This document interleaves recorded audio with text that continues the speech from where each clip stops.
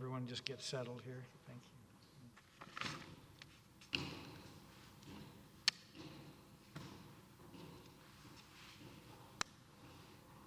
Okay, Mr. O'Connor. Good morning, Your Honors. May it please the Court, my name is Stephen O'Connor, and I represent Frances Zamaro-Silvero. She is the appellant in this case.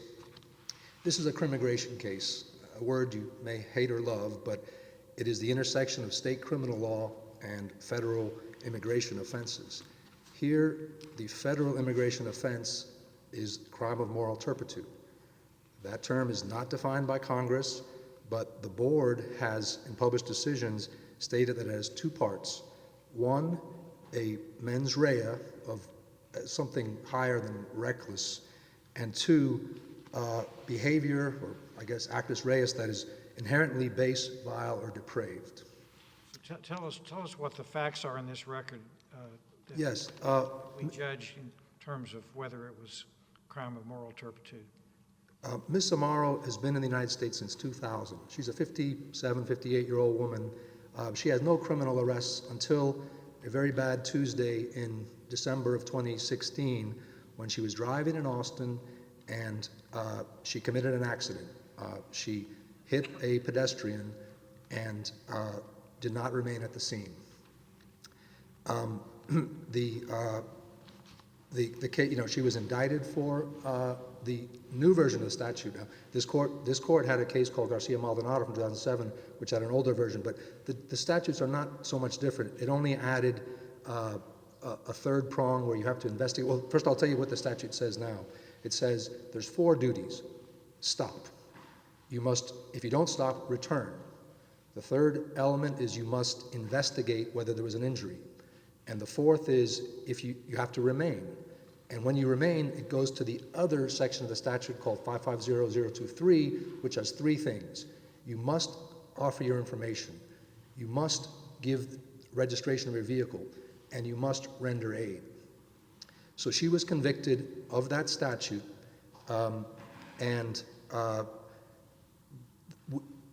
the board was given a chance in this case to apply that 2-prong attack. Was there intentional? And nobody's disputing. The government responded, don't dispute that there was an intentional act here. But the intent, the minimum conduct was that she could have remained at the scene and done everything else except failed to give her information.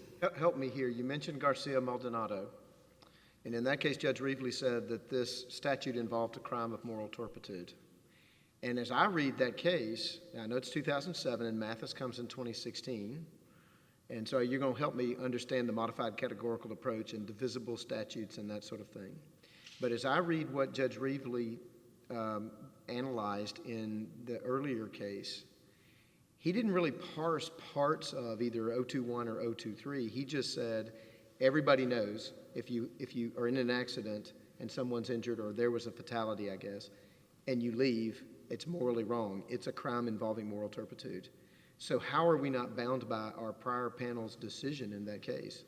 Yeah, with all respect to the judge who ruled on that, he did not have the advantage of Mathis. There was a lot of... How did Mathis change his underlying... I mean, I compared the two yesterday, actually looking at Mathis and what it says versus what seems to be the holding of Garcia-Maldonado. Well, what the old thing in 2007 was, if some of the crime punished things that are moral turpitude and some that don't, let's look at the conviction record to see what she did.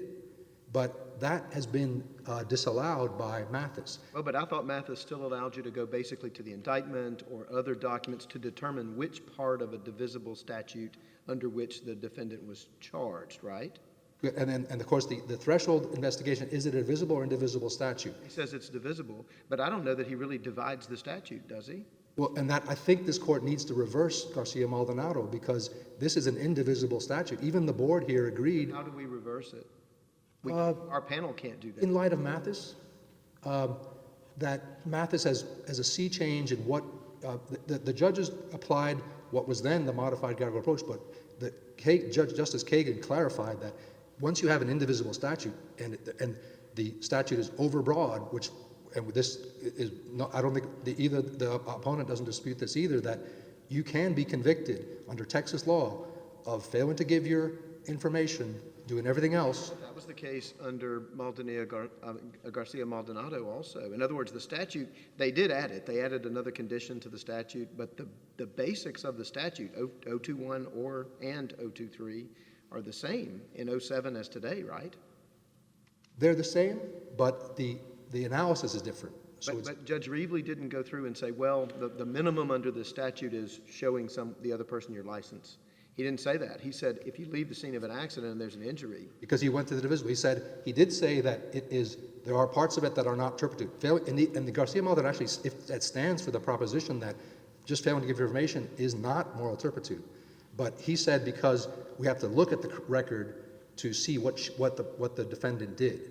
But Justice Kagan and Mathis says that is no longer permissible. Once you have a indivisible statute where the prosecutor had no need to prove that she did fail to offer information, or she failed to give a registration, or she rendered aid, he had no need to prove that. All of them would approve a conviction. So there's no resort to the modified categorical approach.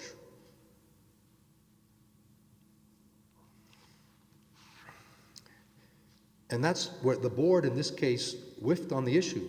They applied Garcia-Maldonado. And they had the advantage of Mathis. They were given a second chance in a motion to reconsider, saying, please apply Mathis. Please apply what you're supposed to.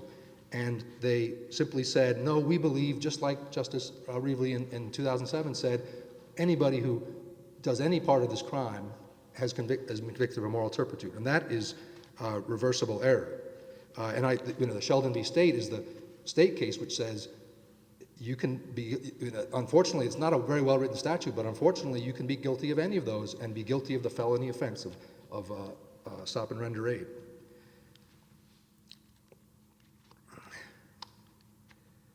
And I think, this court must wrestle with moral turpitude and crimes of violence all the time, but there's a case called Zarate out of the 11th Circuit. I'm not sure if the panel is familiar with it, but I'll give the site. It's 26 F. 4th, 1196. And that involved a fraud case, but the panel there was similarly wrestling with, are we the arbiters of moral turpitude, or is the board? And in that case, the panel remanded to the board to address in the first instance, is this criminal statute one that necessarily involves moral turpitude?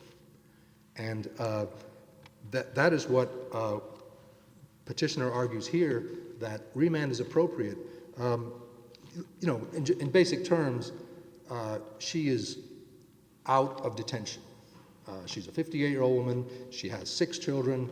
They're all adults now. She has a husband who's a citizen, and a father who's a permanent resident. If she is able to prove that this crime is overbroad and not moral turpitude, then she will be allowed to apply for cancellation of removal.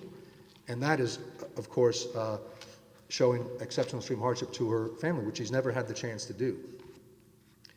Now, as I understand it, in order to be a crime involving moral turpitude, it has to shock the conscience. Isn't that the part of the test, or all of the test? It has to have, the board has given varying definitions, and courts have played with those, but I think the second prong of so intentional conduct and inherently base, vile, depraved, or I believe that would also be an alternative way to say shock the conscience. And the Garcia-Maldonado court said that failing to give information to somebody at a scene of a crime is not conduct that shocks the conscience. They even referenced the old state bar discipline case of Tate v. State Bar, which was referenced in the briefs, but in that case, the state court, the highest state court of Texas, said that this is not a crime of moral turpitude. And Judge Dennis, in the dissent in Garcia-Maldonado, basically agreed and said that the investigation should stop once we see that it's overbroad and that it could have been committed by conduct that was not morally turpitudinous. I'd like to also point this court to, you may be asking, what has the board done on other cases in this? And unfortunately, there's not a blank slate, but it's a very poorly recorded one. There's an unpublished case from 2015 on this very statute. And in that case, the clever defense attorney was able to put in the indictment that it was under 550-0231, which was clearly failed the information. Right. And so the board said, well, in that case, this is pre-Mathis, before Mathis, he said, we better remand because that clearly looks under the modified that she'd be innocent of a moral turpitude crime. But Mathis has changed that. So the board had the opportunity in this case to analyze the case under Mathis, and they blew it. Was the indictment, was she indicted under a particular section of 023? No, she was indicted under the conjunctive. 021 and 023. 021, 023, all of she did all of these things. And I think that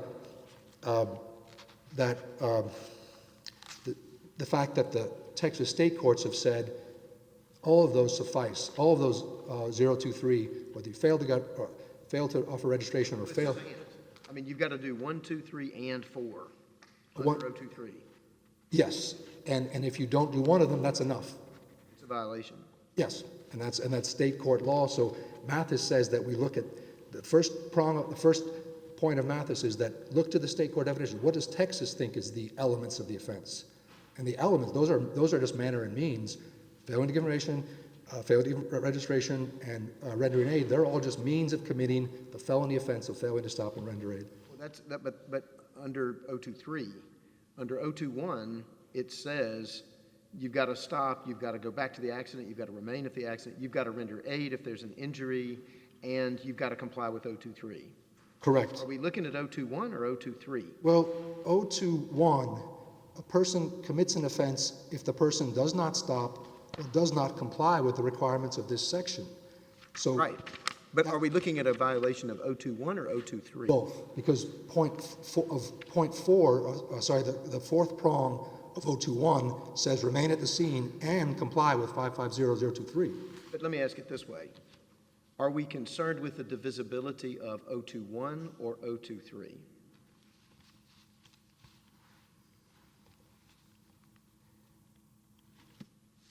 I don't think the way this statute is these 021 is indivisible because you can't be convicted of just 3 or just 2. You have to, the prosecutor has to prove the elements of the offense that you did all these things. Is 021 a statute that the BIA determined to be involving a crime involving moral turpitude or 023? They used the combination. They said that they said the statute is indivisible. So that and I'll call it the scheme. Let's say it's a scheme. They said it's indivisible, and that because Garcia Maldonado said a person who does that can only be guilty of failing to render aid, they missed the boat. That they missed the point that 023 has 3 different ways of means. So really, I think Garcia Maldonado is looking at 021. I mean, that's why I'm asking this, I guess, because what I read Judge Reevely to say in the majority opinion there is, everybody knows if you're in a serious accident and you leave, that is morally wrong. Morally, it's involving moral turpitude. So he's looking at 021. If we look at 021, we really don't get to whether, well, showing your driver's license to the other person under 023 is where the moral turpitudinous behavior is. We're looking at whether it's under 021. Judge Reevely did say in that opinion that there are parts of the statute that violate moral turpitude and parts that don't. So the only way to read that is to, and he even said the failure to stop part is not moral turpitude. So the only way to get to that, the failure to offer information part, is to go to 023, which has the 3 requirements. One of them being... Not if the act that is turpitudinous is leaving the scene of a serious accident. And that's what he seems to say. I mean, I'm looking at page 290 of his opinion, and he says, because Garcia was charged and convicted of intentionally leaving the scene of a serious accident, it follows that he had knowledge that the accident occurred. Once a driver knows he was involved in an accident, he necessarily knows it is wrong to leave, or at the very least to leave without attempting reasonable assistance. It's reversible because a person can remain at the scene. Right. It's reversible, but tell me how Mathis overruled that or changed that analysis. We're bound by that panel, right? If there's such a clear error based on Mathis, which requires elements, I think Judge Rivas thought, well, maybe the elements are that an element is you have to leave the scene. But an element of this offense is remains at the scene, renders aid, but fails to give the information. Guilty of a felony. And that's the unfortunate way that the scheme is written, but it does say that under the fourth prong, remain at the scene and comply with the requirements of section 023. And the state court has already said that those are just means, just manner means. Any one of them will violate it. So rather than affirm or follow Garcia-Maldonado, I think the appropriate, both parties agree that remand is the best method. Chainery principles, we couldn't affirm it on a different reason, and I think I'd open the questions, but Garcia-Maldonado cannot survive after Mathis. All right. You saved some time for rebuttal. Thank you, Mr. Thank you, Your Honor. Thank you.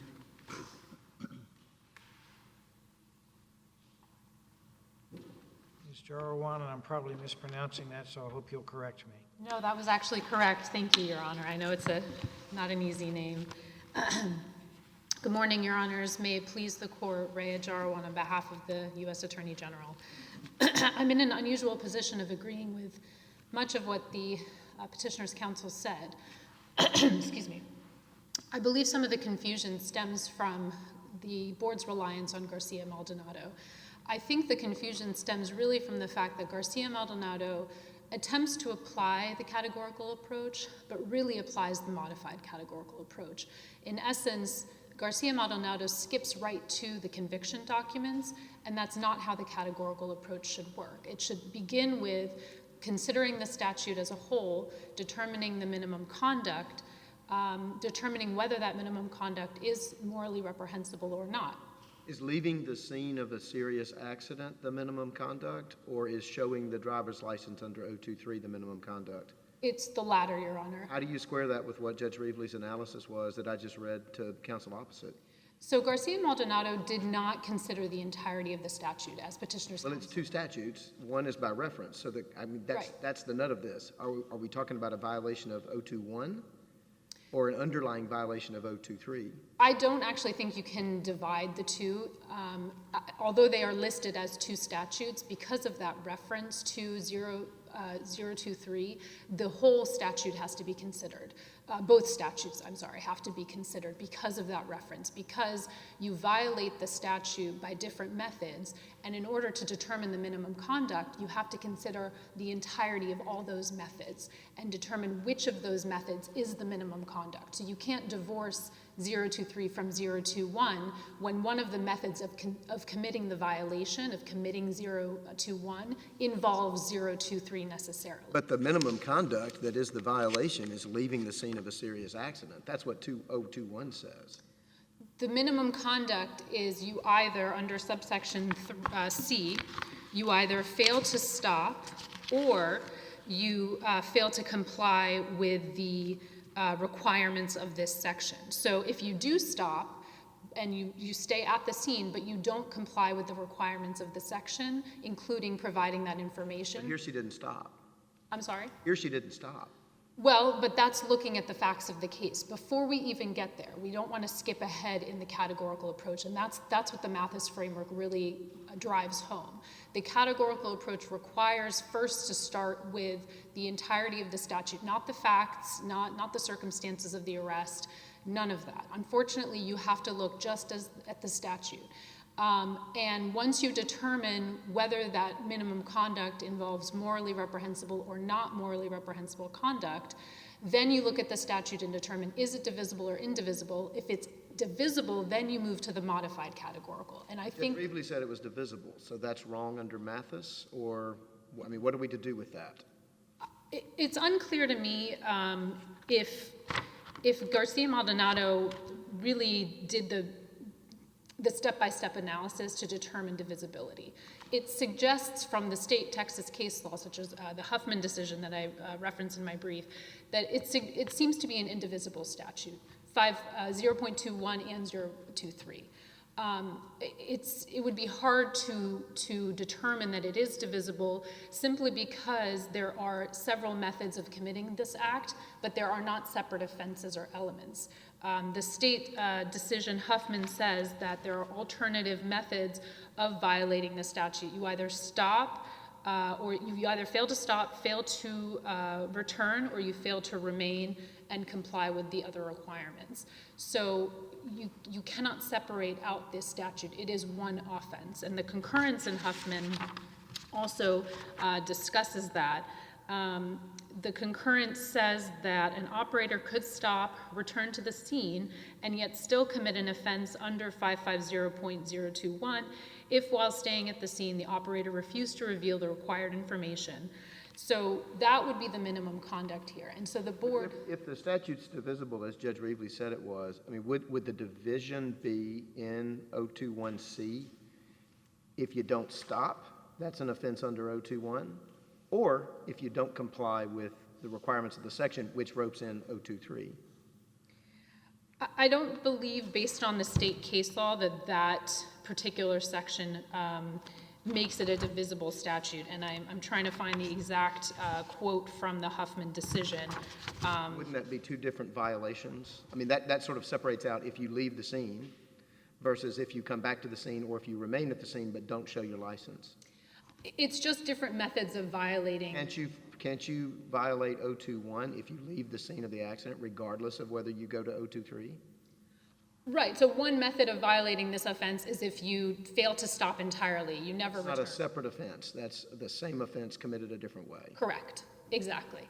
And so all the state case law, Huffman, St. Clair, the cases that I reference in my brief, they all discuss that this is one large offense. And this offense is committed by several different methods. Any one of those methods can trigger a conviction under this offense. And so the only Fifth Circuit decision I could find was the unpublished Orozco decision from 2010, which interpreted Garcia-Maldonado as holding that the statute was not categorically a CIMT because the statute could be violated by the failure to share information. So that suggests that that is one method of violating the offense, that is the minimum conduct, but it may not be a morally turpitudinous conduct. And unfortunately, we don't have the board's answer on that. That's why the government was also asking for remand. The board does not provide us with its interpretation of what is considered moral turpitude. Does this minimum conduct amount to moral turpitude? We have the board's answer as to a totally different definition of minimum conduct based on a misapprehension of the elements. And as a result, or the means of this statute. So as a result, we don't have a final answer from the board as to whether this failure to share information is morally turpitudinous. We could decide that and then send it to the board for final resolution, or we could leave it up to the board to decide. Is that right? Certainly, Congress has left it to the federal courts to interpret the application of the CIMT provision to state and federal laws, but Congress did leave it to the board to interpret the term moral turpitude. And so it's within the board's expertise and authority to provide the answer whether a particular conduct is moral turpitude or is not moral turpitude.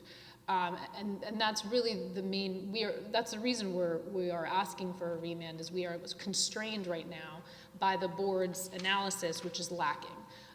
It does not consider the entirety of this statute or both statutes, however you want to look at it.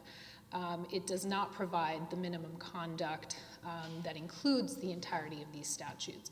And so as a result, we just simply don't have enough analysis, and we need the board as the arbiter of that definition to provide us with that answer.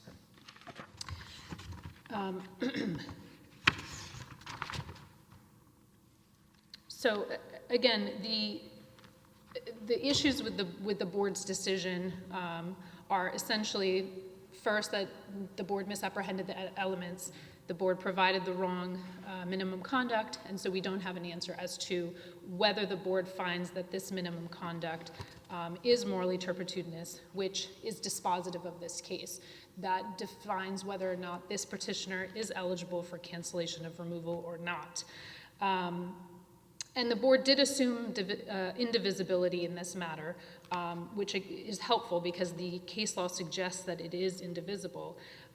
But if any other analysis were to be applied, such as the modified categorical approach, which I don't think applies here, but we again would need the board to provide that analysis in the first instance.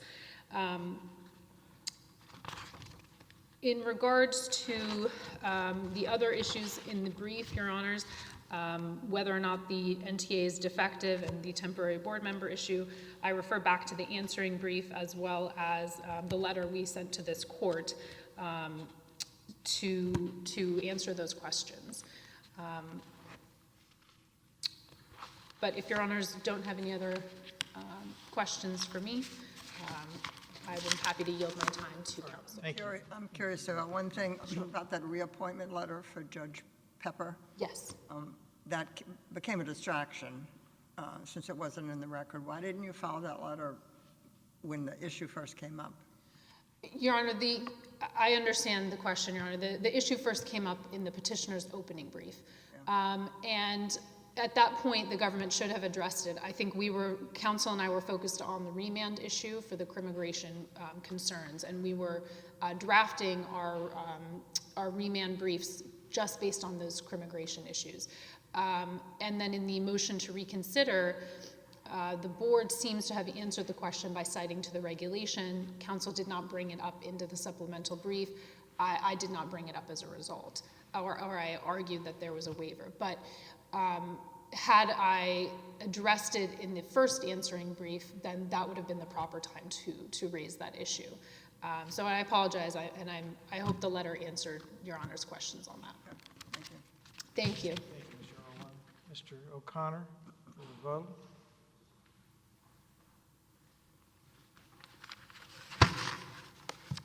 Thank you, Justice Clement, for that question.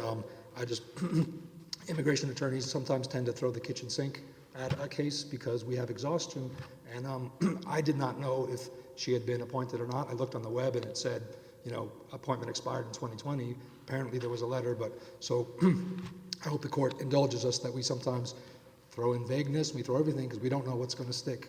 And this is a client's life is on the line, her ability to stay in the United States.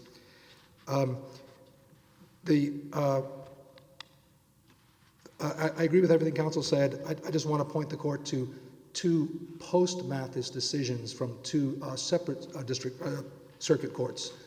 That would be the Latu case from the Ninth Circuit. And again, they also found the same indivisible statute where conduct could be done with just failing to offer information, and that was therefore categorically not a CIMT. The other case is the Fourth Circuit, Nunez-Vasquez, which similarly on a Virginia statute said that the defendant, they don't look to the record, what she did, they look at the elements of the offense, and the elements of the offense did incorporate parts that were just manner and means. Offering information was just a manner and means, and failing to render aid was a manner and means. So they found that that Virginia statute was not moral turpitude.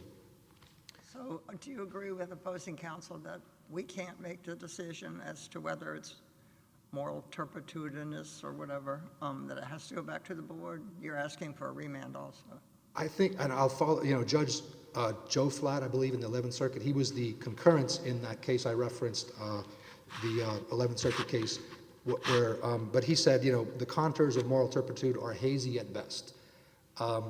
This court had no choice in Garcia-Maldonado. There was no Mathis, Judge Kagan definition of how to apply the categorical approach. So I believe in this case, the board does have Mathis. It should have applied it, and I think remand would be the best. To the board. To the board, yep. I'm open to any other questions if they're from the panel. All right, thank you, Mr. O'Connor. Thank you, Your Honor. For this submission. Thank you. Court